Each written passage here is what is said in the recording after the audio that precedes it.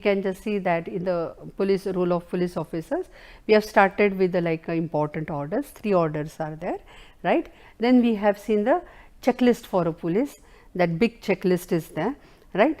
Then we have like a specific to that IP, like a copyright related, trademark related, then there is a geographical indication related or a design related, what like a procedure and which section is there. We have given you just a simple one section, actually there are few more sections related to that.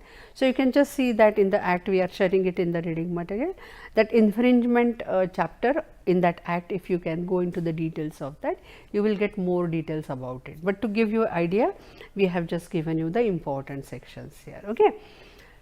Now, okay, so lastly, like relevant acts, if you want to, like we have to focus on, that is a Bharatiya Nagarika Suraksha Sanhita, like a criminal procedure code in that recently it is like it is like amendments are done, and it is now the Bharatiya Nagarik Suraksha Sanhita actually.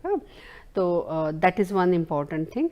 And IPC, that Indian Penal Code, because some sections of Indian Penal Code are we are applying here. So, Bharatiya Nyaya